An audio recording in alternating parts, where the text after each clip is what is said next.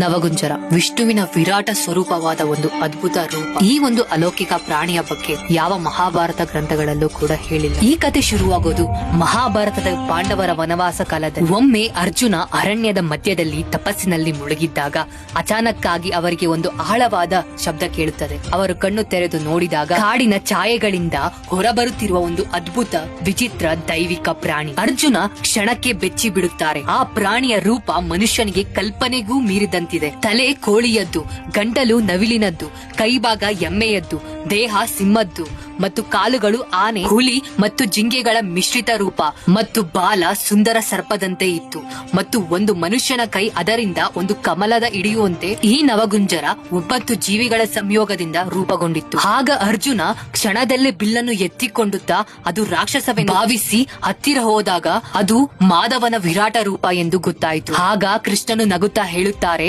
ಮನುಷ್ಯನ ಕಲ್ಪನೆಗೂ ಮೀರಿದ್ದು ದೈವತ್ವ. ದೈವಿಕತೆಗೆ ಒಂದೇ ಒಂದು ಸ್ವರೂಪ ಇರುವುದಿಲ್ಲ, ಅದು ಸಂಪೂರ್ಣ ಬ್ರಹ್ಮಾಂಡದಲ್ಲಿ ವ್ಯಾಪಿಸಿದೆ. ಯಾವ ರೂಪದಲ್ಲಿ ಬೇಕಾದರೂ ವ್ಯಕ್ತವಾಗಬಹುದು. ನಮ್ಮ ಸಂಸ್ಕೃತಿ ಕಲಿಸುವುದೇ ಇದು. ದಿವ್ಯತೆ ಯಾವುದೇ ರೂಪದಲ್ಲಿ ಕೂಡ ಮನುಷ್ಯನಿಗೆ ಭೇಟಿ ಕೊಡಬಹುದು. ದೇವರು ಒಂದೇ ಸ್ವರೂಪದಲ್ಲಿ ಮಾತ್ರ ಸಿಗಬೇಕು ಎಂಬ ನಿಯಮವಿಲ್ಲ. ಅದಕ್ಕಾಗಿಯೇ ಇಂದಿಗೂ ಪೂರಿ ಜಗನ್ನಾಥನ ಮಂದಿರದಲ್ಲಿ ಕಾಣಿಸುವ ಈ ನವಗುಂಜರ ವಿಷ್ಣುವಿನ ವಿರಾಟ ರೂಪವನ್ನು ಒಂದು ಅಂಶವೆಂದು ಪರಿಗಣಿಸಲಾಗುತ್ತದೆ.